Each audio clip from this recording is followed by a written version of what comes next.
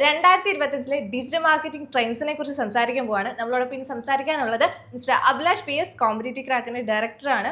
Miss Semil Theresa, digital marketing consultant, Arjun K Gopal, digital marketing strategist. നമ്മൾ ഇന്നത്തെ ഈ ഒരു കാലഘട്ടത്തിൽ നമ്മുടെ ഒരു പ്രൊഡക്റ്റ് അല്ലെങ്കിൽ ഒരു സർവീസ് കറക്റ്റ് ഓഡിയൻസിലേക്ക് ഏറ്റവും കുറഞ്ഞ ചിലവിൽ എങ്ങനെ നമുക്ക് എത്തിക്കാം? So we have the tool digital marketing. അതായത് പ്രോഡക്റ്റിനെയോ അല്ലെങ്കിൽ സർവീസിനെയോ, ഏത് പ്രൊഡക്റ്റാണോ ഏത് സർവീസാണോ ബ്രാൻഡ് ചെയ്യേണ്ടത് അതിനെ ബേസ് ചെയ്തിട്ട് ഏത് പ്ലാറ്റ്ഫോമാണ് ചൂസ് ചെയ്യേണ്ടതെന്ന് ഡിസൈഡ് ചെയ്യുക. സോ വി ഹാവ് ഡിജിറ്റൽ മാർക്കറ്റിങ്ങിൽ തന്നെ ഗൂഗിൾ ആഡ്സ്, ഫേസ്ബുക്ക് ആഡ്സ് എന്ന് പറഞ്ഞിട്ട് വി ഹാവ് മോർ ഓപ്ഷൻസ് അല്ലേ. ഒരു പ്രൊഡക്റ്റിനെയോ സർവീസിനെയോ ബ്രാൻഡ് ചെയ്യാൻ വേണ്ടിയിട്ട് ഏത് പ്ലാറ്റ്ഫോം ആണോ വേണ്ടത് ആ കറക്റ്റ് പ്ലാറ്റ്ഫോം ചൂസ് ചെയ്യുക. ലെറ്റ്സ് ഇപ്പം ഒരു എഡ്യൂക്കേഷണൽ ഇൻസ്റ്റിറ്റ്യൂട്ട് ആണെങ്കിൽ അതിനെ ബ്രാൻഡ് ചെയ്യാൻ വേണ്ടിയിട്ട് സോഷ്യൽ മീഡിയ ആണോ അല്ലെങ്കിൽ ലെറ്റ്സ് ഗൂഗിൾ ആഡ്സ് ആണോ ചെയ്യേണ്ടത് നമ്മൾ ഡിസൈഡ് ചെയ്യാം. പക്ഷെ പലപ്പോഴും സിമിൽ അവിടെ ഒരു കാര്യം ഇവിടെ ചോദിക്കാനുണ്ട്. പല കമ്പനികളും ഒരു ജസ്റ്റ് സ്റ്റാർട്ടിംഗ് ലെവലിലായിരിക്കും. ആ സ്റ്റാർട്ടിംഗ് ലെവലിലുള്ള കമ്പനികൾക്ക് ഇപ്പോൾ ഒരു ഗൂഗിൾ ആഡ്സിലേക്ക് അത്ര എക്സ്പെർട്ടായിട്ട്, പ്രത്യേകിച്ച് കേരള മാർക്കറ്റിലൊക്കെ ഗൂഗിൾ ആഡ്സിൽ അത്രമാത്രം എക്സ്പെർട്ടായിട്ട് ചെയ്യാനുള്ള ഒരു ആൾക്കാരെ കിട്ടാനുള്ള പരിമിതിയുണ്ട്. നേരെ മറിച്ച് എന്നാൽ ഫേസ്ബുക്കിൽ ഒരു ആഡ് ചെയ്യാനോ ആഡ് ക്യാമ്പയിൻ റൺ ചെയ്യാനോ വളരെ എളുപ്പമാണ്. ഏതൊരു അത്യാവശ്യം ഡിജിറ്റൽ മാർക്കറ്റിംഗ് പഠിച്ച ഏത് കുട്ടികൾക്കോ ഏത് ഒരാൾക്കോ വളരെ ഈസി ആയിട്ട് ഡിജിറ്റൽ മാർക്കറ്റിംഗ് ഫേസ്ബുക്കിൽ ചെയ്യാൻ പറ്റും. അതും ചിലവ് കുറഞ്ഞ മാർഗത്തിലും എത്രയും പെട്ടെന്ന് ക്യാമ്പയിനിന് ഒരു ഔട്ട് കിട്ടുന്ന ഔട്ട് മീൻസ് ഞാൻ ഉദ്ദേശിക്കുന്നത് പറഞ്ഞു കഴിഞ്ഞാൽ കൺവേർഷൻ. നിങ്ങൾ ഒരു ലീഡ് റൺ ചെയ്യണമെങ്കിൽ ലീഡിന്റെ ഡേറ്റ കറക്റ്റായിട്ട് കിട്ടുന്നു. ഒരു ബ്രാൻഡ് അവയർനെസ് ആണ് ചെയ്യുന്നതെങ്കിൽ ബ്രാൻഡ് അവയർനെസ് കൃത്യമായിട്ട് ആ ബ്രാൻഡ് അവയർനെസിന്റെ ഭാഗമായിട്ടുള്ള കാര്യങ്ങൾ ആൾക്കാരുടെ കയ്യിലേക്ക് കിട്ടുന്നു. അതിനൊക്കെ ഫേസ്ബുക്ക് വളരെ എളുപ്പം ചെയ്യുന്നതും ആൾക്കാരിൽ എളുപ്പം എത്താൻ പറ്റുന്ന മാർഗം ഫേസ്ബുക്ക് അല്ലേ? Sir, depends on the requirement ആണ്. നമുക്കിപ്പോൾ എല്ലാ സ്റ്റാർട്ടപ്പ് കമ്പനീസ് ഒരു കാറ്റഗറിയിലുള്ളതാണെന്ന് നമുക്ക് പറയാൻ പറ്റില്ലല്ലോ. ലെറ്റ്സ് ഇപ്പം ഞാനതാ പറഞ്ഞത്, എഡ്യൂക്കേഷണൽ ഇൻസ്റ്റിറ്റ്യൂട്ട് ആണെങ്കിൽ ഫേസ്ബുക്ക് ആഡ് വർക്കാം. എന്ത് കമ്പനി ആണെങ്കിലും ബ്രാൻഡ് അവയർനെസ് എന്നുള്ളത് ഇമ്പോർട്ടൻ്റ് ആണ്. കൺസിസ്റ്റൻ്റ് ആയിട്ടുള്ള ബ്രാൻഡ് അവയർനെസ് ഡിജിറ്റലി റൺ ചെയ്താൽ മാത്രമാണ് നമുക്ക് ഉദ്ദേശിക്കുന്ന ഒരു കൺവേർഷനിലേക്ക് എത്താൻ പറ്റുള്ളൂ. ആൻഡ് ഗൂഗിൾ ആഡ്സിലേക്ക് ആൾക്കാർ ഒരുപാട് ഇൻവെസ്റ്റ് ചെയ്യണം എന്നല്ല പറയണത്. ഇപ്പം ആ ഒരു സെഗ്മെന്റ് ഗൂഗിൾ ആഡ്സ് ആവശ്യപ്പെടുന്നുണ്ടെങ്കിൽ അത് ചെയ്യാം. ഇപ്പൊ റിയൽ എസ്റ്റേറ്റ് സെഗ്മെന്റ് ആണെങ്കിൽ അവര് ഇഫ് ദേ ആർ ഇൻവെസ്റ്റിംഗ് അല്ലെങ്കിൽ if they are spending around 20,000 per day and if they are getting ഒരു conversion value around 1 CR above കിട്ടുവാണെങ്കിൽ it's worth investing 20,000 or 10,000 to Google Ads a day അല്ലേ? Right. അതെ, same time നമ്മൾ നിങ്ങൾ technical പോയിന്റിലേക്ക് പോകുമ്പോൾ പോലും എൻ്റെ ഒരു പോയിന്റ് എന്ന് പറയുകയാണെങ്കിൽ ഒരു ബിസിനസ് സ്റ്റാർട്ട് ചെയ്യുമ്പോൾ തന്നെ അല്ലെങ്കിൽ ഒരു ഓർഗനൈസേഷൻ നമ്മൾ ബിൽഡപ്പ് ചെയ്യുന്നതിന് മുന്നേ ആയിട്ട് നമ്മൾ എവിടെ നിൽക്കുന്നു, അതുപോലെ തന്നെ നമ്മളെ കോമ്പറ്റീറ്റേഴ്സ് എവിടെ നിൽക്കുന്നു എന്ന് മനസ്സിലാക്കുന്നത് ഏറ്റവും നല്ല കാര്യമാണ്. കൃത്യമായിട്ട് നമുക്കൊരു എന്താ പറയുക, ഒരു സ്ട്രാറ്റജി ബിൽഡ് ചെയ്യണമെന്നുണ്ടെങ്കിൽ, ഇപ്പോൾ ഈവൻ ഫേസ്ബുക്ക് ആയിക്കോട്ടെ ഗൂഗിൾ ആഡ്സ് ആയിക്കോട്ടെ, ആ ഒരു സ്ട്രാറ്റജി ബിൽഡ് ചെയ്യണമെന്നുണ്ടെങ്കിൽ നമ്മൾ എവിടെ നിൽക്കുന്നു അല്ലെങ്കിൽ എന്തിൽ നിന്നാണ് സ്റ്റാർട്ട് ചെയ്യാൻ പോകുന്നത് എന്ന്, കറണ്ട് മാർക്കറ്റ് എന്താണ് എന്നൊന്ന് മനസ്സിലാക്കുന്നത് അത്യാവശ്യം നല്ലൊരു കാര്യം തന്നെയാണ്. ആ ഒരു പ്രോസസ്സ് കടന്നാൽ മാത്രമാണ് നമുക്ക് ഗൂഗിൾ ആഡ്സ് ചെയ്യണോ ഫേസ്ബുക്ക് ആഡ് ചെയ്യണോ എന്നുള്ളത് മനസ്സിലാവുള്ളൂ. അവിടെയും അങ്ങനെ പറയുമ്പോൾ തന്നെയും ഞാൻ സോഷ്യൽ മീഡിയയിൽ ഈ കാലഘട്ടങ്ങളായിട്ട് കാണാറുള്ള ട്രെൻഡ്സ് എന്ന് പറഞ്ഞു കഴിഞ്ഞാൽ പല കമ്പനികളും ഫേസ്ബുക്കിൽ ഒരു അഡ്വർടൈസ്മെന്റ് ചെയ്യുന്നുണ്ടായിരിക്കാം. പക്ഷെ ആ കമ്പനികൾ അത് എത്രമാത്രം അതേ രീതിയിൽ അതേ ഇതിലൂടെ തന്നെ ഗൂഗിളിലേക്ക് ചെയ്യുന്നു ചോദിച്ചു കഴിഞ്ഞാൽ വളരെ കുറവായിരിക്കാം. വളരെ കുറച്ചുള്ള ലീഡ് അതിനുവേണ്ടി ഒരു ക്യാമ്പയിന് വേണ്ടിയുള്ള ചെയ്യുന്നതായിരിക്കാം. മാക്സിമം പോയാൽ ഒരു അഡ്വർടൈസ്മെന്റ് എടുത്തിട്ട് കുറച്ച് ആൾക്കാരിലേക്ക് കിട്ടുന്ന രീതിയിലേക്ക് മാത്രം ഒതുക്കുന്ന രീതിയിലായിരിക്കും പല ഡിജിറ്റൽ മാർക്കറ്റിംഗ് ക്യാമ്പയിൻ നടക്കുന്നത്. കാരണം എന്താണ്, നമുക്ക് എളുപ്പം കിട്ടാൻ ചാൻസ് ഉള്ളത് മെറ്റയിൽ നിന്നുള്ള കിട്ടുന്നത്. മെറ്റയിൽ കാണുമ്പോഴത്തേക്ക് നമുക്കറിയാം ഇപ്പോൾ ഒരു വാട്സപ്പ് പോലുള്ള ഒരു വാട്സപ്പ് ഉണ്ട്, അടുത്തത് ഇൻസ്റ്റഗ്രാം എന്ന് പറയുന്ന ഒരു ഇതുണ്ട്, അടുത്തത് വരുമ്പോഴത്തേക്ക് ഫേസ്ബുക്ക് എന്ന് പറയുന്നതുണ്ട്. അത്യാവശ്യം വേണ്ട എല്ലാ ആൾക്കാരും തന്നെ അതിൽ അവൈലബിൾ ആകുന്നുണ്ട്. ഈ മൂന്നിൽ ഏതെങ്കിലും ഒരെണ്ണത്തിൽ തന്നെ നിങ്ങൾ ഉദ്ദേശിക്കുന്ന രീതിയിലുള്ള, നിങ്ങൾ ഉദ്ദേശിക്കുന്ന ഏജ് ലിമിറ്റിലുള്ള, നിങ്ങൾ ഉദ്ദേശിക്കുന്ന സ്ഥലത്തുള്ള ആൾക്കാർ കൃത്യമായിട്ട് ഈ 3 മേഖലയിൽ എവിടെയെങ്കിലുമൊക്കെ കൃത്യമായിട്ട് നമുക്ക് കിട്ടാറുണ്ട്. അപ്പോൾ അവിടെ ക്യാമ്പയിൻ ആ രീതിയിൽ തന്നെ കിട്ടുന്നത് എളുപ്പം. ഞാൻ മുമ്പ് പറഞ്ഞ പോലെ തന്നെ എളുപ്പത്തിൽ അവിടെ ചെയ്യാൻ പറ്റും. കൂടാതെ നിങ്ങൾ പറഞ്ഞു, ഇപ്പം നിങ്ങൾ തൊട്ടു മുമ്പായിട്ട് നമ്മളോട് പറഞ്ഞു അവയർനെസ് ക്യാമ്പയിൻ ചെയ്യണമെന്ന് പറഞ്ഞു. ആ അവയർനെസ് ക്യാമ്പയിൻ ആണെങ്കിൽ അതിന് പ്രത്യേകമായിട്ട് സ്ട്രാറ്റജി പ്ലാൻ ചെയ്ത് അവയർനെസ് ക്യാമ്പയിൻ ചെയ്യാനോ ഒരു ബ്രാൻഡ് ഇത് ചെയ്യാൻ പറ്റും. ബ്രാൻഡിങ് ആണെങ്കിൽ ബ്രാൻഡിങ് പെട്ടെന്ന് ആൾക്കാരിലേക്ക് എത്തിക്കാൻ പറ്റും. അടുത്തത് വീണ്ടും അതിൻ്റെ ഒരു റീച്ച് ക്യാമ്പയിൻ ആണോ റീച്ച് ക്യാമ്പയിൻ ചെയ്യാൻ പറ്റും. ലീഡ് ക്യാമ്പയിൻ ആണെങ്കിൽ ലീഡ് ക്യാമ്പയിൻ എല്ലാം ചെയ്യാൻ പറ്റും. ഇതിനെല്ലാം പല രീതിയിൽ വളരെ എളുപ്പം, വളരെ ചെറിയ രീതിയിൽ, അതായത് വളരെയധികം ചീപ്പസ്റ്റ് ആയിട്ട് വേഗതയിൽ ഗൂഗിളിനേക്കാളിലും ഫേസ്ബുക്കിന് ചെയ്യാൻ പറ്റില്ലേ? ഫേസ്ബുക്കിന് ചെയ്യാൻ പറ്റില്ല എന്നല്ല ഞാൻ പറഞ്ഞത്. അത് ഏത് കമ്പനിയാണ് അല്ലെങ്കിൽ ഏത് കാറ്റഗറിനെ ബേസ് ചെയ്തിട്ടാണ്. സാറിന് ഒരു സോഷ്യൽ മീഡിയ ആഡ് കൊടുത്തു, മെറ്റ ആഡ് കൊടുത്തെന്ന് വിചാരിക്കാം. ലെറ്റ്സ് സേ ഞാൻ പിന്നെയും പറയുന്നത് ഒരു റിയൽ എസ്റ്റേറ്റ് സെഗ്മെന്റ് ആണ്, അതിലൊരു മെറ്റാഡ് കൊടുത്തു and they are investing 20,000 per day in Facebook only and they are getting around ഒരു 200 leads and what do you think, what is the conversion value they'll get from Facebook? ആ conversion value എന്തായിരിക്കും? 200 lead കിട്ടിയാൽ അവർക്ക് എത്രമാത്രം conversion അതിൽ നിന്ന് കിട്ടും? Sir പറഞ്ഞതനുസരിച്ച് സ്റ്റാർട്ടപ്പ് കമ്പനീസിന് അവരുടെ ബ്രാൻഡിനെ ബിൽഡ് ചെയ്യാനും അവർക്ക് കുറച്ച് ലീഡ്സിനെ കിട്ടുന്ന ലീഡ്സ് 100 കിട്ടിയാലും 90 നല്ല ലീഡ് ആയിരിക്കണം എന്നൊക്കെ പറയാൻ പറ്റില്ല. ചിലപ്പോൾ 10 ആയിരിക്കും കൺവേർഷനിലേക്ക് വരുന്നത്. കൺവേർഷൻ വാല്യൂ എത്രയാണെന്നുള്ള അതിനെ ഡിപ്പെൻഡ് ചെയ്തിട്ടായിരിക്കും നമുക്ക് പറയാൻ പറ്റുള്ളൂ. ആൻഡ് ഇപ്പൊ ഒരു സെഗ്മെന്റിനെ കൺസിഡർ ചെയ്യാം, എല്ലാ ബിസിനസ്സും ഒരു സെഗ്മെന്റിലല്ല വർക്ക് ചെയ്യുന്നത്. സ്റ്റാർട്ടപ്പ് കമ്പനീസ് ഉണ്ട്, മീഡിയം ലെവലിലുണ്ട്, ഹൈ ലെവലിൽ നിൽക്കുന്ന കമ്പനീസ് ഉണ്ട്.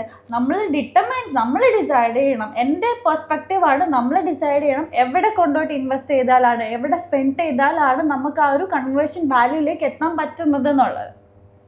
കൃത്യമായിട്ടുള്ളൊരു പോയിന്റും കൂടി ഞാൻ പറയട്ടെ. ഇപ്പോൾ കൺവേർഷൻ സോഷ്യൽ മീഡിയയിലാണ്, അല്ലെങ്കിൽ നമ്മളൊരു കോമ്പറ്റേറ്റീവ് അനാലിസിസ് ചെയ്തിട്ട് നമ്മളുടെ വർക്ക് ചിലപ്പോൾ ഫേസ്ബുക്കിലാണ്. അറ്റ് ദ സെയിം ടൈം നമ്മളുടെ ഇപ്പോൾ റീസെൻ്റ്ലി നമ്മൾ കുറച്ച് കാറ്റഗറി എടുത്ത് നോക്കിക്കഴിഞ്ഞാൽ സെയിം പ്ലാറ്റ്ഫോമിൽ നിൽക്കുന്ന പലതരത്തിലുള്ള കമ്പനി ഉണ്ടാവും. ഇതിൽ ചിലത് മാത്രം ഹൈ ആയിട്ട് പോകുന്നുണ്ടാവും, സെയിം സ്ട്രാറ്റജി യൂസ് ചെയ്യുന്നുണ്ട്, പക്ഷെ ചിലത് മാത്രം ഹൈ ആയിട്ട് പോകുന്നുണ്ടാവും, ചിലത് മാത്രം കുറവായിട്ട് പോകുന്നുണ്ടാവും. അവർക്ക് ഒരിക്കലും റിസൾട്ട് കിട്ടുന്നില്ല. ആ ഒരു പോയിന്റ് ഓഫ് വ്യൂവിൽ നമ്മൾ അതിനെ എങ്ങനെ നോക്കി കാണും? അവിടെയും ഞാൻ പറയുന്നത് അവർ കറക്റ്റ് ആയിട്ട് അവരുടെ ബ്രാൻഡിങ് കൊണ്ടുവരിക എന്നുള്ളതാണ്. ബ്രാൻഡിങ് എന്ന് പറയുന്നത് ഇമ്പോർട്ടൻ്റ് തന്നെയാണ്. ഇപ്പോൾ we can say brand awareness ക്യാമ്പയിനിൽ നമുക്ക് ഒരു സാധനം കൺസിസ്റ്റൻ്റ് ആയിട്ട് ഒരു കസ്റ്റമറിൻ്റെ അടുത്തേക്ക് അവരുടെ മൈൻഡിൽ നമ്മുടെ ബ്രാൻഡിനെ രജിസ്റ്റർ ചെയ്താൽ മാത്രമാണ് അവർക്കൊരു റിക്വയർമെൻറ്റ് വരുമ്പോൾ നമ്മളുടെ ഒരു ഓർമ്മയെങ്കിലും വരുള്ളൂ, റൈറ്റ്? സോ അങ്ങനെ കൺസിസ്റ്റൻ്റ് ആയിട്ട് എത്ര കാലമാണ് ഇപ്പം ഈവൻ ഇഫ് നമ്മൾ ലീഡ് ക്യാമ്പയിൻ റൺ ചെയ്യുവാണെങ്കിൽ തന്നെ സൈഡ് ബൈ സൈഡ് നമ്മുടെ ബ്രാൻഡിങ്ങിന് വേണ്ടിയിട്ടുള്ള ക്യാമ്പയിൻസ് റൺ ചെയ്തുകൊണ്ടിരിക്കണം. അപ്പൊ സെബില് പറയുന്നത് നമ്മൾ ബ്രാൻഡിങ്ങിന് വേണ്ടി ഒരു ക്യാമ്പയിൻ കൃത്യമായിട്ട് ത്രൂ ഔട്ട് ഒരു ലോങ് ടൈം നടത്തണമെന്ന് തന്നെയാണോ സെമിൽ? ഈ ഇപ്പോഴത്തെ ഇത്രയും നാളത്തെ ഒരു സെമിലിന്റെ സ്റ്റഡിയിലും അനലൈസിലും പഠനത്തിൽ നിന്ന് സെമിൽ മനസ്സിലാക്കിയത്? ഒബ്വിയസ്ലി യെസ്, 100% ബ്രാൻഡിങ്ങിൽ ഇൻവെസ്റ്റ് ചെയ്താൽ മാത്രമാണ് കൺസിസ്റ്റന്റ്ലി ലോങ് ടേമിലേക്ക് ബിസിനസ് നിൽക്കുള്ളൂ. അതിന് ഏതെല്ലാം രീതിയിൽ? അപ്പം നിങ്ങൾ ഇപ്പോൾ ഞാനൊരു കമ്പനിയാണ്, ആ കമ്പനിയുടെ ഒരു കൺസിസ്റ്റന്റ് ആയിട്ട് നിങ്ങൾ പറയുന്ന പ്രകാരം ഒരു അവയർനെസ് വീണ്ടും ഒരു ബ്രാൻഡിങ്ങിന് വേണ്ടി ചെയ്യണം എന്ന് പറയുമ്പോഴത്തേക്ക് കസ്റ്റമറെ ഏറ്റവും എളുപ്പം ടച്ച് ചെയ്യാൻ, ഏറ്റവും എളുപ്പം കിട്ടാൻ വേണ്ടി, കണക്ട് ചെയ്യാൻ വേണ്ടി എന്തെല്ലാം ഉപാധികൾ യൂസ് ചെയ്യാന്നാണ് കഴിഞ്ഞ ഒരു 6 വർഷത്തെ ഈ മേഖലയിലുള്ള പരിചയം വെച്ച് സെമിൽ എന്നോട് റിക്വസ്റ്റ് ചെയ്യുന്നത്? 6 വർഷത്തെ പരിചയത്തിലപ്പുറം ഓരോ വർഷവും ഈ സ്ട്രാറ്റജീസ് അല്ലെങ്കിൽ ആൾക്കാരുടെ ഇമോഷൻസ്, ആൾക്കാർ ഓരോ കാര്യത്തിനെ കാണുന്ന രീതി ഓരോ മാറിക്കൊണ്ടിരിക്കുകയാണ്. ഇപ്പം ഇന്ന് കാണുന്ന ആൾക്കാരുടെ പെർസ്പെക്റ്റീവ് ആയിരിക്കില്ല അയാൾ നാളെ കാണുന്നത്. അപ്പോൾ അതനുസരിച്ച് ഓപ്പോസിറ്റ് നിൽക്കുന്നത് നമ്മളും ചിന്തിക്കണം. അതനുസരിച്ചിട്ട് വേണം നമ്മൾ നമ്മുടെ സ്ട്രാറ്റജീനെ ചേഞ്ച് ചെയ്യാനായിട്ട്. അപ്പം ലെറ്റ്സ് ഇപ്പോൾ റീൽസിൻ്റെ കേസ് എടുക്കുകയാണെങ്കിൽ ഒരു ശരാശരി മലയാളി അല്ലെങ്കിൽ ശരാശരി ഇന്ത്യൻ ഇൻസ്റ്റാഗ്രാമിൽ മാത്രം റീൽസ് കാണാൻ വേണ്ടി 4 hours സ്പെൻഡ് ചെയ്യുന്നത്. വലിയ സമയമാണ്. വലിയ സമയമാണ് അത്. അപ്പൊ ഞാനാണെങ്കിൽ തന്നെ റീൽസ് കാണുമ്പോൾ എന്നെ അത് പേഴ്സണലി കണക്ട് ചെയ്യുമ്പോഴാണ് ഞാൻ എന്ത് ചെയ്യുന്നത്, അത് ഒരു 2 seconds 3 seconds എങ്കിലും സ്റ്റോപ്പ് ചെയ്തിട്ട് ഞാൻ കാണും. ആൻഡ് ഇഫ് ഞാൻ നല്ലപോലെ ഇൻട്രസ്റ്റഡ് ആണെങ്കിൽ എഗെയിൻ കാണും, റൈറ്റ്? സോ ആ ഒരു സാധനം ആൾക്കാരിൽ എങ്ങനെ ഇമോഷണലി കണക്ട് ചെയ്യാൻ പറ്റും, റൈറ്റ്? എൻ്റെ ഇമോഷനെ ഓപ്പോസിറ്റ് നിൽക്കുന്ന ആൾക്ക് അങ്ങനെ കണക്ട് ചെയ്യാൻ പറ്റും എന്നുള്ള രീതിയിലാണ് ഞാൻ കോണ്ടന്റ് പ്ലാൻ ചെയ്യേണ്ടത്. അപ്പം ഞാൻ പറയുന്നത് ബ്രാൻഡ് അവയർനെസ് ക്യാമ്പയിൻ പെയ്ഡായിട്ടും ചെയ്യാം, അല്ലാതെയും ചെയ്യാം. പക്ഷെ ഓർഗാനിക്കലി നമ്മളുടെ അടുത്തേക്ക് വരുന്ന കസ്റ്റമേഴ്സ് ആയിരിക്കും ലോങ് ടേമിൽ നമ്മളുടെ കൂടെ. അവിടെ വേറൊരു ഇതും കൂടിയുണ്ട്. അതായത് ഈ പറയുന്ന പോലെ നമ്മൾ ബ്രാൻഡ് അവയർനെസ് കൊടുത്തു, ബ്രാൻഡിനെ മാത്രം ഹുക്ക് ചെയ്തുകൊണ്ട് മാത്രം ഒരു പ്രൊജക്ട് അല്ലെങ്കിൽ ഒരു ഓർഗനൈസേഷൻ മുന്നോട്ട് പോകണമെന്നില്ല. നമ്മൾ കൊടുക്കുന്ന സാധനം കൃത്യമായിട്ട് രീതിയിൽ കസ്റ്റമർ ഡെലിവറി ചെയ്യണം. ആ ഡെലിവറി ചെയ്യുന്നൊരു വേ, ഇപ്പോൾ വട്ടവർ, ഇപ്പോൾ വെബ്സൈറ്റ് ആയിരിക്കാം, മൊബൈൽ ആപ്ലിക്കേഷൻ ആയിരിക്കാം, പല മേഖലകളിലായിരിക്കാം, അത് ഡെലിവറി ചെയ്യുന്നുണ്ടോ, അത് കൃത്യമായിട്ട് അവർ യൂസ് ചെയ്യുന്നുണ്ടോ, ആ യൂസ് ചെയ്യുന്നൊരു മെക്കാനിസം. ഇപ്പം ഈവൻ മൊബൈൽ ആപ്ലിക്കേഷൻ ആണെന്ന് വെച്ചോ, മൊബൈൽ ആപ്ലിക്കേഷൻ ആണെങ്കിൽ തന്നെ കസ്റ്റമറിന് എത്രത്തോളം അതിനെ ഇൻട്രാക്ട് ചെയ്യാൻ പറ്റുന്നുണ്ട്, യൂസർ ഫ്രണ്ട്ലി ആണ് എന്നുള്ള പല കാര്യങ്ങളും അവിടെ വരുന്നുണ്ട്. അപ്പോൾ ഞാൻ പറഞ്ഞു വന്നത്, ബ്രാൻഡിങ് ആണെങ്കിൽ പോലും കംപ്ലീറ്റ്ലി ബ്രാൻഡിങ് ഒരു കസ്റ്റമറിൻ്റെ അടുത്തേക്ക് ചെല്ലുന്നു. ഒരു 1 year നമ്മൾ ചെയ്തു, കസ്റ്റമറിലേക്ക് ബ്രാൻഡിങ് കൃത്യമായിട്ട് ഹുക്ക് ചെയ്ത് ചെല്ലുമ്പോൾ പോലും നമുക്ക് കൃത്യമായിട്ട് നമുക്ക് അവിടെ മെയിൻറ്റെയിൻ ചെയ്യാനുള്ള പ്രൊഡക്റ്റിൻ്റെ ക്വാളിറ്റി സെയിം ടൈം നമ്മളുടെ പബ്ലിക്കിലേക്ക് അത് ഡെലിവർ ആവുന്നുണ്ടോ, കൃത്യമായിട്ട് അവരെ സ്വീകരിക്കുന്നുണ്ടോ, അതിൻ്റെ ഫീഡ്ബാക്ക്, ഇതും ഈ കാലഘട്ടത്തിൽ ഏറ്റവും മസ്റ്റായിട്ടുള്ളൊരു പോയിന്റ് ആയിട്ട് എനിക്ക് ഫീൽ ചെയ്യുന്നുണ്ട് പലപ്പോഴും. ഓക്കെ, അത് അർജുൻ പറഞ്ഞതിനോട് ഞാൻ യോജിക്കുന്നു. ഒരു കസ്റ്റമറിന്റെ ഒരു ആഫ്റ്റർ എക്സ്പീരിയൻസ് കസ്റ്റമറിൻ്റെ ഒരു ആഫ്റ്റർ സർവീസ്, ഇതെല്ലാം നമ്മൾ മേക്ക് ഷുവർ ചെയ്യേണ്ട വ്യക്തികൾ ആൾക്കാർ തന്നെയാണ്. പക്ഷേ നമ്മൾ ആലോചിക്കണം, this A huge market available ആണ് ഈ മാർക്കറ്റിലേക്ക്. ഐദർ വണ്ണിൽ അല്ലെങ്കിൽ ടൂവിന് ഇത് വേണ്ട തന്നെയാണ് ഈ രീതിയിലുള്ളവർ. അപ്പോൾ അവിടെ നിങ്ങൾ ഒരു കസ്റ്റമറെ സാറ്റിസ്ഫൈ ചെയ്യാൻ ചിലപ്പോൾ ശ്രമിക്കുന്ന സമയം അത് വേണ്ട എന്ന് ഞാൻ പറയുന്നില്ല. അത് കറക്റ്റായിട്ട് തന്നെ വേണം, കൃത്യമായിട്ട് അത് ഉണ്ടെങ്കിൽ മാത്രമേ ഒരു ബ്രാൻഡിൽ നാളെ നിലനിൽക്കാൻ പറ്റൂ. അതേപോലെ അക്യൂർ ചെയ്യാൻ, അതിൻ്റെ കൂടുതൽ ഇരട്ടിയിൽ അക്യൂർ ചെയ്യാൻ വേണ്ടി, പുതിയ കസ്റ്റമറിലേക്ക് എത്താൻ വേണ്ടി മാർക്കറ്റിംഗ് ട്രെൻഡ്സ് ഇപ്പോഴത്തെ കാലഘട്ടത്തിൽ യൂസ് ചെയ്യുന്നുണ്ടെന്ന് പറഞ്ഞു കഴിഞ്ഞാൽ എതിർക്കാൻ പറ്റുമോ? ഇപ്പോഴത്തെ കാലഘട്ടത്തിൽ ഇപ്പോൾ എല്ലാവരും കോമൺ ആയിട്ട് നോക്കി കഴിഞ്ഞാൽ ഇപ്പോൾ പലരും അപ്ഡേറ്റഡ് അല്ല എന്നുള്ളതിൻ്റെ ഒരു പ്രശ്നം തന്നെയുണ്ട്. അതായത് ഇപ്പോൾ 2024 2016 നമ്മുടെ ഡിജിറ്റൽ മാർക്കറ്റിംഗിൽ എന്താണോ പഠിച്ചു വെച്ച കാര്യങ്ങൾ ഇപ്പോഴും അത് പഠിപ്പിക്കുന്ന ഇൻസ്റ്റിറ്റ്യൂട്ടുകളുണ്ട്. അതുപോലെ തന്നെ ഇപ്പോഴും അത് പഠിപ്പിക്കുന്ന ആൾക്കാരുണ്ട്.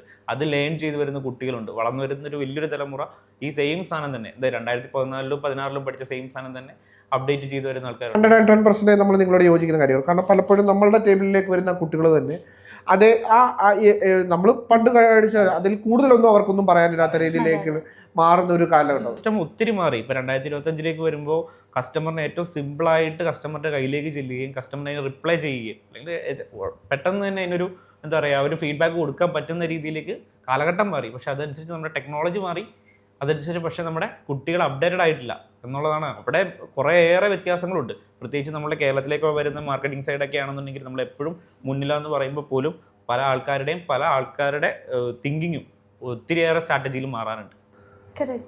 ഇപ്പൊ പറഞ്ഞല്ലോ, നമ്മൾ ഈ പുതിയ സ്റ്റുഡൻസ് ആണെങ്കിൽ അവർ പഠിച്ചു കഴിഞ്ഞ് ഇറങ്ങുമ്പോൾ അവർ അപ്ഡേറ്റഡ് അല്ല എന്ന് പറഞ്ഞല്ലോ. അപ്പോൾ അവർ പുതിയ ഈ ഒരു ടെക്നോളജി അല്ലെങ്കിൽ ഡിജിറ്റൽ മാർക്കറ്റിംഗിൽ വരുന്ന ഈ ഒരു ട്രെൻഡ്സിനെ അപ്ഡേറ്റ് ആയി വെക്കാൻ അല്ലെങ്കിൽ ആ ഒരു അപ്ഡേഷൻസ് അറിയാൻ അവരെന്താ ചെയ്യേണ്ടത്, അല്ലെങ്കിൽ അവർ ഏതൊക്കെ പ്ലാറ്റ്ഫോംസ് യൂസ് ചെയ്യണം, അങ്ങനെ ഒരു അപ്ഡേഷൻ അവർക്ക് എങ്ങനെയായിരിക്കും കിട്ടുക?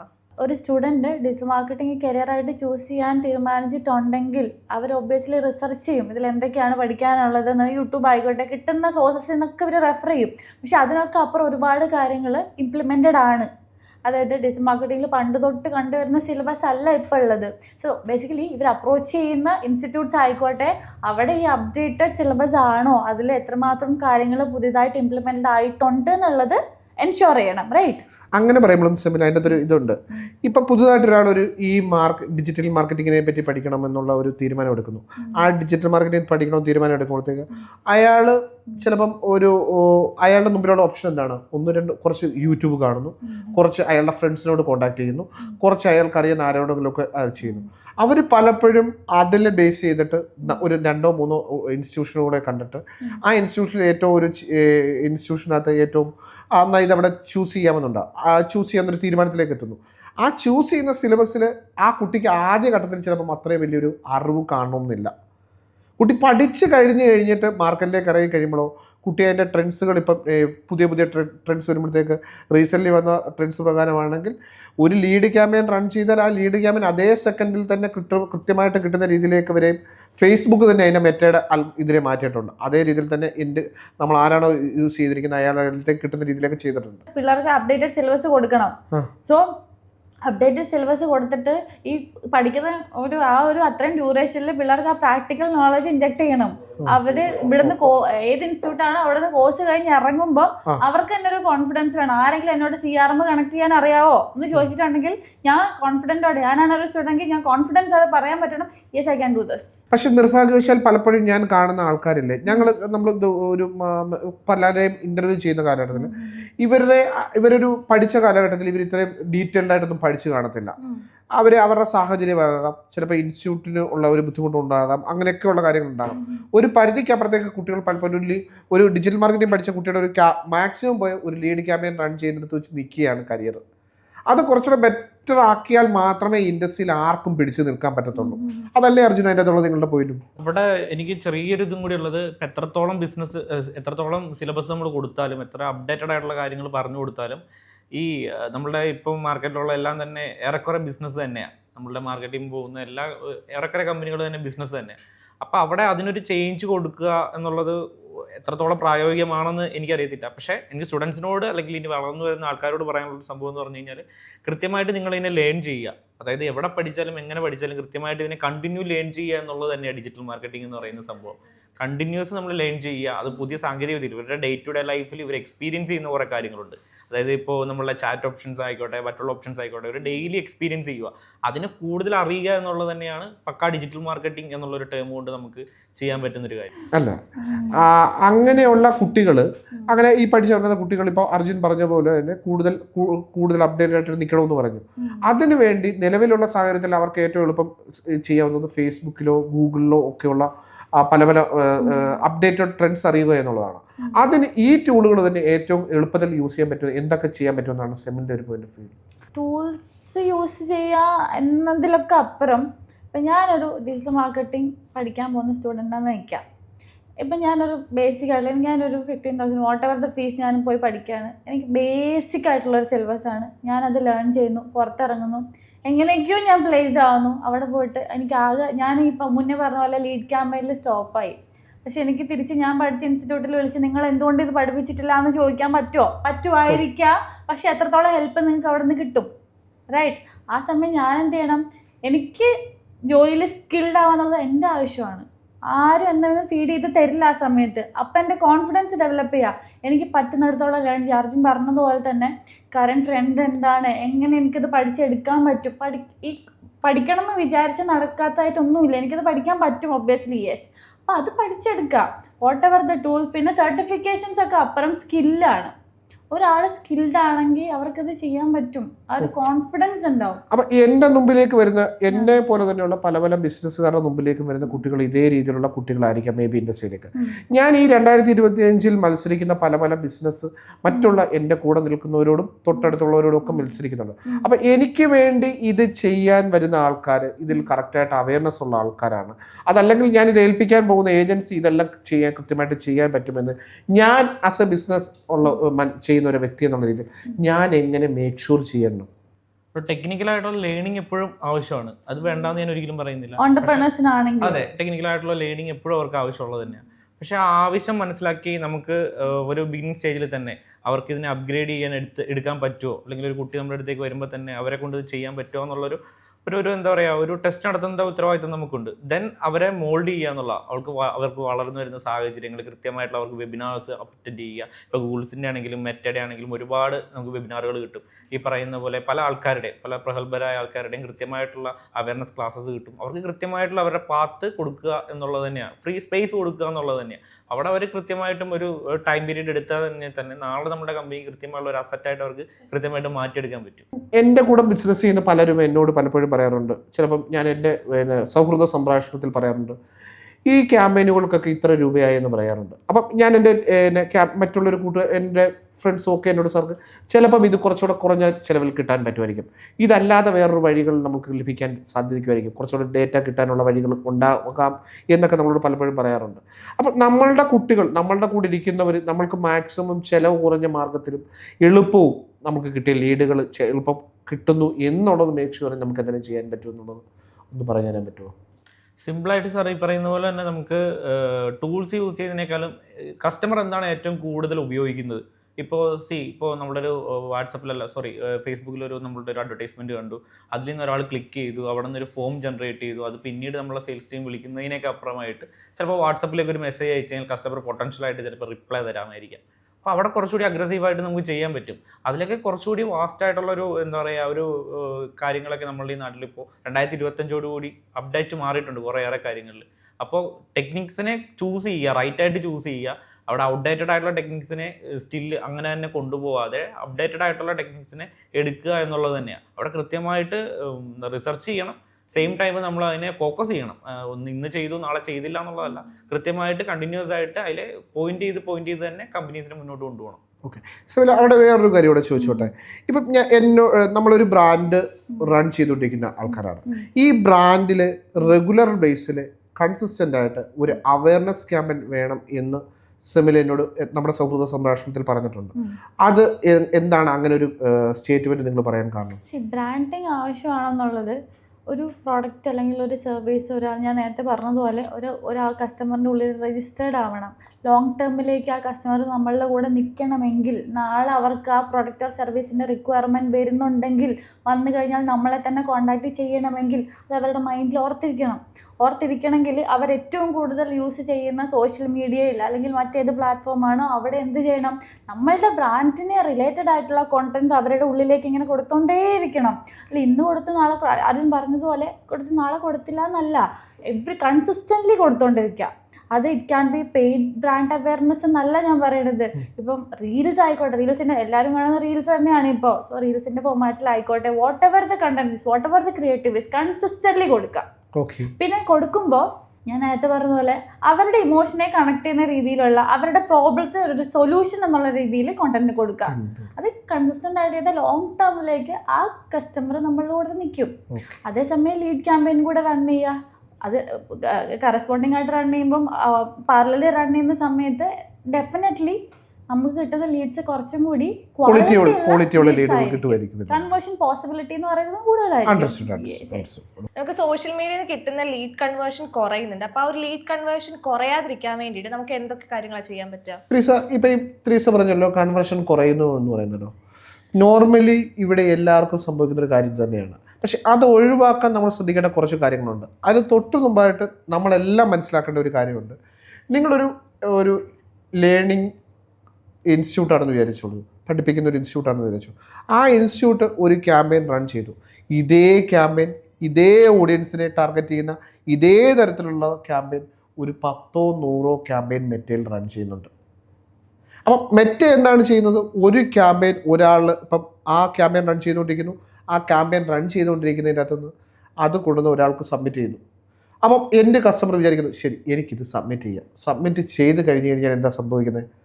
അടുത്ത മിനിറ്റിൽ അയാളുടെ വാളിൽ വീണ്ടും വരുന്നത് ഇതേപോലുള്ള പല പല കമ്പനികളുടെ ലീഡ് ക്യാമ്പയിനുകളാണ് വരുന്നത്. മേ ബി ചിലപ്പോൾ കസ്റ്റമർ ഇതിലെല്ലാം സബ്മിറ്റ് ചെയ്യാം. കസ്റ്റമറിനെ സംബന്ധിച്ചിടത്തോളം X വന്നു, എന്നാൽ Yയും വന്നു, എന്നാൽ Z വന്നു. ഇങ്ങനെ ഈ ക്യാമ്പയിനുകളിൽ വരുന്ന ഡേറ്റ എല്ലാം പല പല ഇൻസ്റ്റിറ്റ്യൂട്ടുകളിലേക്കായിരിക്കും, പല പല കമ്പനികളിലേക്കായിരിക്കും പോകുന്നത്. അവർ അതിൽ ആദ്യം എൻ്റെ കസ്റ്റമറെ എൻഗേജ് ചെയ്യുന്നു. നമ്മളാണെങ്കിലും സാധാരണ കസ്റ്റമർ നമ്മളെ ആരാണോ ആദ്യം ഒരു കോൺടാക്ട് ചെയ്യുന്നത്, നമ്മൾക്കാരാണോ നമ്മൾക്ക് അതിൻ്റെ ബെനിഫിറ്റ്സ് പറഞ്ഞു തരുന്നത്, നമുക്ക് അതിൻ്റെ പോസിറ്റീവ്സ് പറഞ്ഞു തരുന്നത്, അവരോടല്ലേ നമ്മുടെ ഒരു അപ്രോച്ച് കൂടുതലായിട്ടുള്ളത്. അപ്പം അത് നമ്മൾ നമ്മുടെ ബാക്ക് എൻഡിൽ എപ്പോഴും ശ്രദ്ധിക്കുക. ഒരു ലീഡ് ക്യാമ്പയിൻ റൺ ചെയ്തു, അവിടെ വെച്ച് എൻ്റെ ഉത്തരവാദിത്തം തീർന്നു എന്ന് വിചാരിച്ചു കഴിഞ്ഞാൽ സിസ്റ്റം വീണ്ടും ലോ ലെവലിലേക്ക് പോകത്തുള്ളൂ. നേരെ മറിച്ച് നിങ്ങളിവിടെ ഒരു ക്യാമ്പയിൻ റൺ ചെയ്യുമ്പോൾ നിങ്ങളുടെ ബാക്ക് എൻഡിൽ അതിനെ കൃത്യമായിട്ട് ഓപ്പറേറ്റ് ചെയ്യാനും അതിനെ കൃത്യമായിട്ട് അന്നേരം തന്നെ ഇൻഫർമേറ്റീവായിട്ട് കസ്റ്റമറോട് കോൺടാക്ട് ചെയ്യാനും കസ്റ്റമർക്ക് വേണ്ട ഡേറ്റ പ്രൊവൈഡ് ചെയ്യാനും പറ്റുന്ന രീതിയിൽ നമുക്ക് നമ്മുടെ ടീമിനോട് സെറ്റ് ചെയ്യണം. എന്നും കണ്ട് നിങ്ങൾ റൺ ചെയ്ത് നോക്കിക്കോളൂ, നിങ്ങൾക്ക് 100% ക്യാമ്പയിൻ റണ്ണായി സക്സസ് ആയി കിട്ടണമെന്നില്ല. പക്ഷേ ഇപ്പം ചിലപ്പോൾ നിങ്ങൾക്ക് 5% വരെയും കിട്ടുന്നത്, 2% വരെയും. അതിനെ നമുക്കൊരു 10-30% കൺവേർട്ട് ചെയ്ത് നിർത്താൻ പറ്റും. 30% കൺവേർഷൻ എന്നൊക്കെ പറഞ്ഞു കഴിഞ്ഞാൽ ഫേസ്ബുക്കിൽ ഒരു വലിയ സക്സസ് റേറ്റാണ്. അല്ല അത് ഒരു വലിയ സക്സസ് റേറ്റിന് ആ ലെവലിലേക്ക് കൊണ്ടുവരാൻ ഈ ക്രൈറ്റീരിയ എല്ലാം ചെയ്താൽ പറ്റുമെന്നാണ് എനിക്ക് തോന്നുന്നത്. സിമിലർ അഭിപ്രായം എന്താ അതിൻ്റെ? എനിക്കത് തന്നെയാണ് അഭിപ്രായം. I mean what are you saying relatable ആണ്. എനിക്ക് തോന്നുന്നു രാത്രി ഒരാൾ കിടക്കുമ്പോൾ പോലും ലാസ്റ്റ് എടുക്കുന്ന ഒരു ആപ്ലിക്കേഷൻ വാട്സപ്പാണ്. സെയിം ടൈം രാവിലെ ഒരാൾ എണീക്കുകയാണെന്നുണ്ടെങ്കിലും ഫസ്റ്റ് എടുക്കുന്ന ആപ്ലിക്കേഷൻ വാട്സപ്പാണ്. പക്ഷെ അവിടെ ഏറ്റവും കൂടുതൽ അഡ്വർടൈസ്മെന്റിന് സാധ്യതയുള്ള ഒരു ഏരിയയാണ്. അവിടെ കുറച്ചുകൂടി അതെ അവിടെ നമുക്ക് ഓട്ടോമേഷൻസും കൂടി വരുവാണെന്നുണ്ടെങ്കിൽ കുറച്ചുകൂടി കസ്റ്റമറിന്റെ പൊട്ടൻഷ്യൽ ആയിട്ട് അവിടെ കൊണ്ടുവരുവാനും കൃത്യമായിട്ട് ബ്രാൻഡിങ്ങും ഈവൻ അവിടെ പോസിബിൾ ആണ്. ഏറ്റവും കൂടുതൽ ആൾക്കാർ അടുത്ത് പെരുമാറുന്നൊരു ഡിവൈസും കൂടിയാണ്. വാട്സാപ്പിൽ നൈറ്റിലൊന്നും സ്റ്റാഫ് അവൈലബിൾ അല്ലെങ്കിൽ ഓട്ടോമേഷൻ ചെയ്ത് കഴിഞ്ഞിട്ടുണ്ടെങ്കിൽ അവർക്ക് ഈ പറയുന്ന പോലെ വാട്സാപ്പ് ബിസിനസിന്റെ ഇതുവഴി ചെയ്യാൻ പറ്റുന്നത്. വാട്സാപ്പ് ബിസിനസ് ടൂൾ വഴി എല്ലാ കമ്പനികളും ചെയ്യാറുണ്ട്. കാരണം നിങ്ങളുടെ ഒരു സ്റ്റാഫ് ഇപ്പം ചിലപ്പോൾ വർക്ക് ചെയ്യുന്ന പോലെ 24/7 നമുക്ക് ടീമിനെ ഒന്നും സെറ്റ് ചെയ്യാൻ പറ്റത്തില്ല. പക്ഷെ നേരെ അവിടെ വാട്സാപ്പ് API ഒക്കെ ഒരു ഇത് ഇപ്പം ഏറ്റവും ലേറ്റസ്റ്റ് ആയിട്ട് ചീപ്പായിട്ട് തന്നെ ചെയ്യാൻ പറ്റി കഴിഞ്ഞ് കഴിഞ്ഞാൽ അത് കൃത്യമായിട്ട് നിങ്ങളുടെ കമ്പനിയുടെ ഒത്തിരി കൺവേർഷൻ. ഞാൻ ചോദിക്കണതേ, ഇപ്പോൾ വാട്സാപ്പ് ക്യാമ്പയിൻ കൊടുത്തു, ലേറ്റ് നൈറ്റിൽ നമുക്ക് ഇത്ര എന്നാ പറയുന്നത് കോൺവെർസേഷൻ വരെ പോസിബിൾ ആണ്, റൈറ്റ്? വാട്സാപ്പ് ബിസിനസ്സിൽ ആൻഡ് ഇതിനൊക്കെ അപ്പുറത്തേക്ക് ഒരു ചാറ്റ് ബോട്ട് ഇന്റഗ്രേറ്റ് ചെയ്യാൻ പറ്റുമോ? ഉറപ്പായിട്ടും ഓക്കെ. വളരെ ഈസി ആയിട്ട് തന്നെ ചെയ്യാൻ പറ്റും. ചാറ്റ് ബോട്ട് ചെയ്യുന്നത് നിങ്ങളുടെ ഒരു പ്രൈമറി നമ്പർ നിങ്ങളൊരു വാട്സപ്പ് ബിസിനസ് API ആയിട്ട് സെറ്റ് ചെയ്ത് വെച്ച് കഴിഞ്ഞാൽ അതിൻ്റെ അകത്ത് മെറ്റ ഒരു തേർഡ് പാർട്ടി വെണ്ടർ പോലുള്ള വാട്ടി പോലുള്ള ഒരു വെൻഡേഴ്സിൻ്റെ ഒക്കെ സഹായത്തോടുകൂടി നിങ്ങൾക്കൊരു അത്യാവശ്യം കമ്പ്യൂട്ടർ നോളജ് ഉള്ള വ്യക്തിയാണോ, അങ്ങനെയാണെങ്കിൽ നിങ്ങൾക്ക് ഒരാളൊരു ഹായ് ഇട്ട് കഴിഞ്ഞാൽ അയാൾ എവിടെയൊക്കെ ഡ്രൈവ് ചെയ്ത് എവിടെയെല്ലാം കൊണ്ടുവരണം, ഏതെല്ലാം പ്രൊഡക്റ്റ് എവിടെ നിങ്ങൾക്കൊരു 10, 20, 100 പ്രൊഡക്റ്റ് ഉണ്ടായിക്കോട്ടെ, ഇതിൻ്റെ ഓരോന്നിനും കൃത്യമായിട്ട് കൊണ്ടുവന്ന കസ്റ്റമർ പ്രൊഡക്റ്റിൻ്റെ ഡീറ്റെയിൽസ് എല്ലാം കാണിച്ച് കസ്റ്റമർക്ക് ഏതാണോ ഏറ്റവും എളുപ്പമായിട്ട് വേണ്ടത്, ഇഷ്ടപ്പെട്ടത് ഏതാണോ അത് കാണിച്ചു കൊടുത്തിട്ട് വേണമെങ്കിൽ അവിടെ ഒന്ന് പർച്ചേസ് ചെയ്തുകൊണ്ട് തന്നെ പോകാം. ഒരു Shopify അക്കൗണ്ട് ഉണ്ടെന്നുണ്ടെങ്കിൽ നമുക്ക് ഈവൻ അവിടെ നിന്ന് തന്നെ സിംപ്ലി ഒരു നോൺ കോഡിംഗ് നോളജ് ഒന്നും വേണ്ട, സിംപ്ലി അവിടെ നിന്ന് പർച്ചേസ് ചെയ്ത് മുന്നോട്ട് പോകാനും വാട്സപ്പ് മാർക്കറ്റിങ്ങിലൂടെ സിംപ്ലി സാധിക്കും. ഇനി അവിടെ അർജുൻ പറഞ്ഞതല്ലാതെ തന്നെ വീണ്ടും ചിലപ്പം ചില പ്രൊഡക്റ്റുകൾക്ക് അങ്ങനെയല്ല, ഇത് ഒരു പോയിന്റ് കഴിയുമ്പോഴത്തേക്ക് നമ്മുടെ ഒരു sales staff at the end of the day ഹ്യൂമനും തമ്മിലുള്ളതാണല്ലോ ബിസിനസ്. അങ്ങനെ ഒരു ഇന്ററാക്ഷൻ ഉണ്ടാകുമ്പോൾ കുറച്ചുകൂടെ ബിസിനസിനെ കണ്ടിട്ട് ആ ഒരു പോയിന്റ് വരെ കൊടുത്തു കഴിഞ്ഞിട്ട് അതുകൊണ്ട് നമ്മൾ കൃത്യമായിട്ട് നമ്മുടെ ടീമിലേക്ക് കൊണ്ടു കൊടുക്കണോ, അതിനും പോസിബിളാണ്. കസ്റ്റമർ അത് അന്നേരം തന്നെ മുമ്പ് നമ്മളിപ്പോൾ പറഞ്ഞ പോലെ നമ്മൾ രാവിലെ കട്ടിലിൽ നിന്ന് എഴുന്നേൽക്കുമ്പോൾ ആദ്യം നമ്മുടെ മൊബൈൽ എടുക്കുന്നു, നെറ്റ് ഓൺ ആക്കുന്നു, വാട്സപ്പ് തുറക്കുന്നു. ത്രൂ ഔട്ട് നമ്മൾ വാട്സപ്പിലുണ്ട്. എൻഡ് ചെയ്ത് നമ്മൾ ബെഡിലേക്ക് പോകുമ്പോഴും നമ്മൾ വാട്സപ്പിലാണ് ഇത് തീർത്തു വയ്ക്കുന്നത്. എൻ്റെ സ്വഭാവം അതാണ്. അപ്പോൾ നോർമലി ഞാൻ വിചാരിക്കുന്ന എല്ലാവരുടെ സ്വഭാവം അതെ. അപ്പം അതിൽ പെട്ടെന്ന് തന്നെ ആൾക്കാരിലേക്ക് കണക്ട് ചെയ്യാൻ പറ്റും. പണ്ട് നമ്മളൊരു മെയിൽ അയച്ചു കഴിഞ്ഞാൽ പലപ്പോഴും എന്താകാം, ചിലപ്പോൾ മെയിൽ തുറന്ന് നോക്കിയാലായി. ഇപ്പം മെയിൽ കൺവേർഷൻ അത്രമാത്രം പോസിബിൾ ആണെന്ന് ചോദിച്ചു കഴിഞ്ഞാൽ ഞാൻ പറയും അല്ല, അത്രമാത്രം പോസിബിൾ ആണ്. മെയിൽ അയച്ച് മെയിൽ എന്ന് പറഞ്ഞാൽ ഒരു ബ്രാൻഡിങ് പേർപ്പസ് അല്ലെങ്കിൽ റിട്ടേണിംഗ് കസ്റ്റമേഴ്സിന്റെ നോക്കാത്ത ആൾക്കാരാണ് കൂടുതൽ. അത് ഒരു ലെവൽ ഓഫ് ഒരു ചിലപ്പോൾ നിങ്ങളുടെ കസ്റ്റമർ മുമ്പ് പറഞ്ഞ പോലെ തന്നെ ഒരു ലെവലുള്ള കസ്റ്റമർ ഒരു ലെവൽ എന്ന് പറയുന്നത് ഞാൻ ഉദ്ദേശിക്കുന്നത് നിങ്ങൾ മിസ്അണ്ടർസ്റ്റാൻഡ് ചെയ്യേണ്ട. നമ്മുടെ കസ്റ്റമർ ഏത് രീതിയാണെന്ന് ആദ്യം നമ്മൾക്ക് തന്നെ ഒരു ഉത്തമ ബോധ്യം വേണം. ആ ഉത്തമ ബോധ്യമുള്ള കസ്റ്റമർ ഏറ്റവും കൂടുതൽ എൻഗേജ് ആകാൻ പോകുന്നത് എവിടെയാണെന്ന് മനസ്സിലാക്കണം. എന്നാൽ ഇവരിലെല്ലാം കോമൺ ആയിട്ട് ചിലപ്പോൾ വാട്സപ്പ് വർക്കൗട്ട് ആകും. മെയിലിനെ സംബന്ധിച്ച് എൻ്റെ ഒരു പോയിന്റ് ഓഫ് വ്യൂവിൽ മെയിലിനെ പോലെയോ ഗൂഗിൾ ഇതിലെ പോലെ അതിൽ കൂടുതൽ നിങ്ങൾക്ക് വാട്സപ്പിൽ ഇവരെ കൺവേർട്ട് ചെയ്യാൻ പറ്റുമെന്ന് തന്നെയാണ് തോന്നുന്നത്. സോ വാട്സപ്പ് മാക്സിമം യൂസ് ചെയ്യുക. വാട്സപ്പിൻ്റെ സാധ്യതകൾ നമ്മൾ ഈ വിചാരിക്കുന്ന പോലെ ഒരു മെസ്സേജ് അയക്കുന്ന രീതിയൊന്നുമല്ല. അതിൻ്റെ മാക്സിമം നിങ്ങളുടെ ബിസിനസ്സിൽ ഏറ്റവും കൂടുതൽ എളുപ്പത്തിൽ ഏറ്റവും നല്ല രീതിയിൽ യൂസ് ചെയ്യുകയാണെങ്കിൽ നിങ്ങൾക്ക് എക്സിസ്റ്റിംഗ് ക്ലയൻറ്റിൻ്റെ മാത്രമല്ല പുതിയ ഒത്തിരി കസ്റ്റമറെ കൃത്യമായിട്ട് നമ്മുടെ ബിസിനസ്സിലേക്ക് ആകർഷിക്കാൻ പറ്റും. അത് യൂസ് ചെയ്യാനാണ് എൻ്റെ ഒരു സജഷൻ ഈ 2025 നിങ്ങളോടൊക്കെ ഉള്ളത്. 2025 ഡിജിറ്റൽ മാർക്കറ്റിംഗിന് വന്ന കുറേ അപ്ഡേഷൻസും കാര്യങ്ങളൊക്കെയാണ് നമ്മൾ പറഞ്ഞുകൊണ്ടിരുന്നത്. സോ ഇതിന് നിങ്ങൾക്കും ഉള്ള അഭിപ്രായങ്ങൾ കമൻസിൽ പറയാവുന്നതാണ്. ഇതുപോലുള്ള പുതിയ വീഡിയോസിന് വേണ്ടിയിട്ട് ജസ്റ്റ് ഫോളോസ്.